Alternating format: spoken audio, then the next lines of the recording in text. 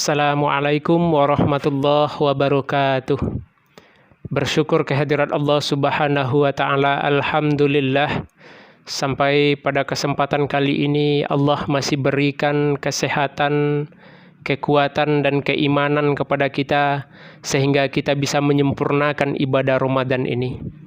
Salawat kepada Rasulullah sallallahu alaihi wasallam. Allahumma sholli ala Muhammad wa ala alihi wa ashabihi ajmain. Semoga salam keselamatan itu senantiasa tercurah untuk baginda Rasulullah sallallahu alaihi wasallam, kerabat beliau, keluarga beliau serta pengikut beliau yang setia sampai akhir zaman, termasuk kita hendaknya. Para sahabat semuanya, pada kesempatan kali ini kita akan coba membahas keteladanan yang dimiliki oleh Rasulullah sallallahu alaihi wasallam. Sebagai umat Islam yang beriman kepada Rasulullah sallallahu alaihi wasallam, sudah seharusnya kita menjadikan Rasul sebagai panutan, Rasul sebagai uswatun hasanah, Rasul sebagai idola. Nah, untuk itu kita harus mengetahui keteladanan apa yang dimiliki oleh Rasulullah sallallahu alaihi wasallam sehingga bisa kita contoh dan kita teladani dalam kehidupan kita. Para sahabat semuanya, setidaknya ada beberapa aspek dari sisi kehidupan Rasulullah yang harus menjadi teladan dalam kehidupan kita. Pertama, yaitu aspek tauhid atau keimanan. Kita mesti mencontoh dan meniru, mengikuti langkah Rasulullah sallallahu alaihi wasallam dari sisi tauhid ini.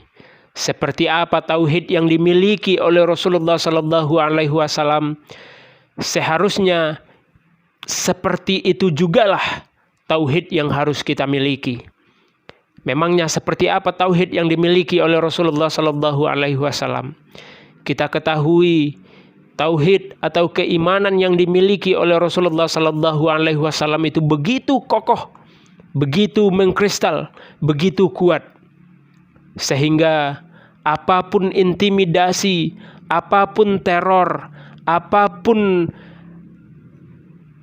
perlakuan para petinggi kafir Quraisy kepada Rasulullah sallallahu alaihi wasallam untuk meninggalkan keimanan ini, untuk meninggalkan tauhid ini, tidak pernah dipenuhi oleh Rasulullah sallallahu alaihi wasallam.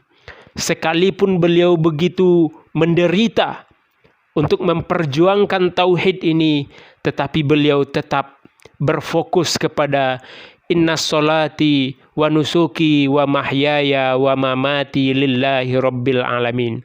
Sesungguhnya solatku, ibadahku, hidup dan matiku semuanya untuk Allah Subhanahu wa Ta'ala. Sehingga intimidasi, teror, penindasan yang dilakukan oleh kaum kafir Quraisy tidak pernah dihiraukan. Iman beliau, tauhid beliau tetap mengkristal. Seharusnya ini jugalah yang kita miliki. Jangan keimanan kita, tauhid kita hanya bisa diganti dengan satu kardusmi, atau keimanan dan tauhid kita bisa diganti hanya dengan sehelai atau selembar kaos oblong. Na'udzubillah. Kedua yang harus kita teladani dari Rasulullah sallallahu alaihi wasallam yaitu ibadahnya. Kita ketahui para sahabat semuanya bahwa salah satu tujuan Allah Subhanahu wa Ta'ala ciptakan kita ke permukaan bumi ini adalah wa ma khalaqtul jinna wal ins illa liya'budun. Dan tidaklah aku jadikan jin dan manusia itu melainkan untuk beribadah kepadaku. Dan ibadah ini dicontohkan oleh Rasulullah sallallahu alaihi wasallam kepada kita. Bagaimana ibadah beliau? Kita ketahui Rasulullah sallallahu alaihi wasallam begitu maksum, terhindar dari dosa, dan bahkan kepada beliau itu sudah dijanjikan oleh Allah Subhanahu wa Ta'ala surga. Inna a'tainakal kautsar. Tetapi ibadah beliau tidak kendor, ibadah beliau tidak malas. Kita yang hari ini begitu banyak dosa, yang belum tentu ketika kita pulang ke hadirat Allah Subhanahu wa Ta'ala di akhirat nanti entah surga mana yang akan kita tempati, atau malahan kita dicampakkan ke dalam neraka. Tetapi ibadah kita begitu malas. Harusnya ini menjadi pelajaran bagi kita untuk kita teladani dalam kehidupan kita. Bagaimana ibadahnya Rasulullah Sallallahu Alaihi Wasallam. Bagaimana ibadah beliau?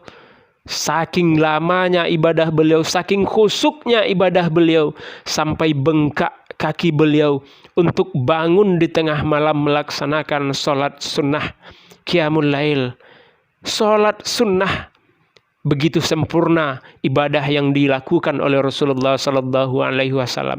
Kita jangankan untuk melakukan ibadah sunnah, ibadah yang wajib saja sering keteledoran. Maka oleh sebab itu sudah seharusnya kita teladani ibadah yang dicontohkan oleh Rasulullah Sallallahu Alaihi Wasallam ini. Ketiga, yang mesti kita teladani dari Rasulullah Sallallahu Alaihi Wasallam adalah dakwah dan pendidikan. Bagaimana Rasulullah Sallallahu Alaihi Wasallam menyampaikan dakwahnya di tengah-tengah masyarakat. Beliau berani menyampaikan kebenaran itu meskipun kebenaran itu ditolak oleh semua orang. Dan hanya segelintir orang yang mau beriman kepada beliau, tetapi tetap beliau sampaikan.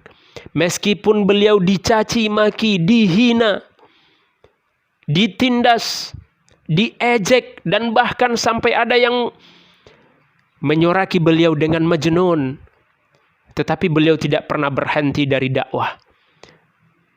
Beliau terus memberikan pencerahan, beliau terus memberikan ilmu kepada para sahabatnya. Sehingga kita ketahui keimanan para sahabat ketika itu betul-betul hebat, luar biasa. Ini berkat kegigihan beliau dalam menyampaikan dakwah. Pernah kita dengar sejarah dalam persoalan dakwah ini, paman beliau yang begitu melindungi beliau, Abu Thalib, didatangi oleh para petinggi-petinggi kafir Quraisy. Disampaikan kepada Abu Thalib ini, kepada paman beliau ini, apapun yang diinginkan oleh Muhammad, kami akan berikan, asalkan Muhammad mau menghentikan dakwahnya. Tidak lagi mengajak orang-orang Quraisy ini untuk beriman kepada ajaran yang dibawanya. Ketika pesan itu disampaikan oleh pamannya kepada Muhammad, apa jawaban Rasulullah Sallallahu Alaihi Wasallam ketika itu? Sungguh pun mereka mampu menghadiahkan rembulan di tangan kiriku dan matahari di tangan kananku, maka sungguh aku tidak akan pernah menghentikan dakwah ini sampai ajal datang menjemputku. Begitu luar biasanya keteguhan hati Rasulullah Sallallahu Alaihi Wasallam dalam menyampaikan dakwahnya. Hari ini kita sampaikan kebenaran itu, kita diejek, itu biasa. Kita dihina, itu biasa. Karena itu juga pernah dialami oleh Rasulullah Sallallahu Alaihi Wasallam. Tetapi jangan ejekan, hinaan, caci maki itu membuat kita lemah dari dakwah. Teruslah kita jalankan dakwah itu. Bukan kalau Rasulullah Sallallahu Alaihi Wasallam pesankan kepada kita, balighu anni walau ayah, sampaikanlah walaupun satu ayat. Balighu anni walau kana murah, sampaikanlah meskipun itu pahit. Nah, berikutnya para sahabat yang mesti kita teladani dalam kehidupan Rasulullah Sallallahu Alaihi Wasallam itu adalah aspek sosial kemasyarakatan. Pernah kita dengar para sahabat semuanya bahwa ketika Rasulullah Sallallahu Alaihi Wasallam hendak menunaikan ibadah sholat ke masjid, setiap kali itu pula beliau diludahi oleh orang Yahudi.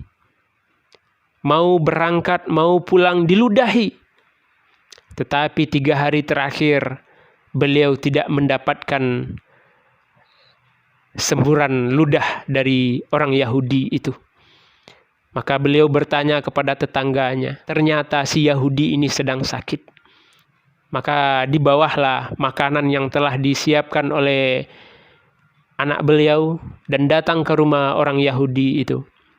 Rasul datang kepada Yahudi itu menjenguknya karena diketahui bahwa si Yahudi itu sedang sakit. Maka begitu terharu orang Yahudi itu.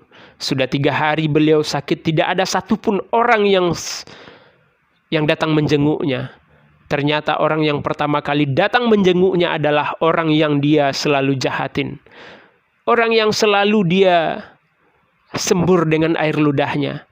Maka ketika itu juga si Yahudi itu bersyahadat di hadapan Rasulullah Sallallahu Alaihi Wasallam. Luar biasa. Nah, ini sisi sosial kemasyarakatan yang dimiliki oleh Rasulullah Sallallahu Alaihi Wasallam yang luar biasa. Apakah ada karakter kita pada hari ini yang memiliki jiwa sosial seperti yang dimiliki oleh Rasulullah Sallallahu Alaihi Wasallam ini?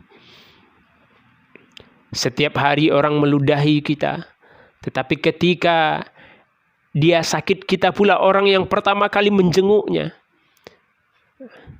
Yang ada adalah ketika kita diludahi, ketika kita dicaci, ketika dimaki, maka terdengar oleh kita dia sedang sakit, maka doa serapa malahan yang kita berikan kepadanya. Berbeda dengan Rasul. Rasul tidak seperti itu. Nah, harusnya inilah yang menjadi pelajaran dan harus kita teladani dari kehidupan Rasulullah Sallallahu Alaihi Wasallam. Berikutnya, Rasulullah Sallallahu Alaihi Wasallam memberikan keteladanan dalam sisi kepemimpinan dan manajemen. Bagaimana kepemimpinan yang dilakukan oleh Rasulullah Sallallahu Alaihi Wasallam sehingga beliau bisa mendirikan negara Madinah, negara Islam yang menjadi pusat kekuatan umat Muslim ketika itu. Kita ketahui beliau memegang prinsip sebagai seorang pemimpin beliau harus adil. Keadilan beliau tidak bisa kita pertanyakan lagi. Bagaimana tidak? Beliau pernah berucap, jika seandainya Fatimah anakku, putri kesayanganku yang mencuri, maka sungguh aku sendiri yang akan memotong tangannya. Berikutnya prinsip kepemimpinan yang beliau miliki adalah wasyawirhum fil amri, dan mereka diajak bermusyawarah. Nah, inilah pilar kekuatan kepemimpinan yang dimiliki oleh Rasulullah Sallallahu Alaihi Wasallam. Beliau bersikap adil dan beliau bermusyawarah dalam menentukan keputusan. Maka harusnya ini menjadi keteladanan dan pelajaran yang mesti kita aplikasikan dalam kehidupan kita, dalam kepemimpinan. Baik itu kepemimpinan dalam keluarga. Nah, berikutnya para sahabat semuanya, keteladanan yang diberikan oleh Rasulullah Sallallahu Alaihi Wasallam adalah keteladanan dalam rumah tangga. Bagaimana Rasulullah Sallallahu Alaihi Wasallam dalam rumah tangganya? Luar biasa.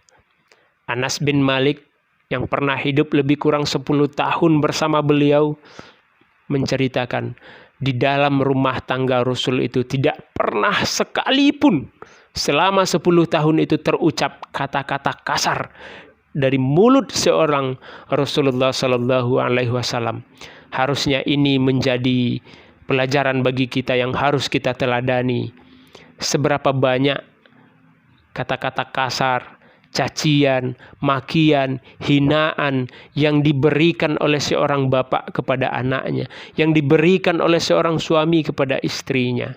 Harusnya ini menjadi cambuk bagi kita untuk kita pelajari, kita teladani, dan kita terapkan dalam kehidupan kita. Insya Allah kita betul-betul menjadi pribadi umatnya Rasulullah Sallallahu Alaihi Wasallam yang di akhirat kelak kita mendapatkan syafaat dari beliau. Allahumma sholli ala Muhammad wa ala alihi wa ashabihi ajmain. Assalamualaikum warahmatullahi wabarakatuh.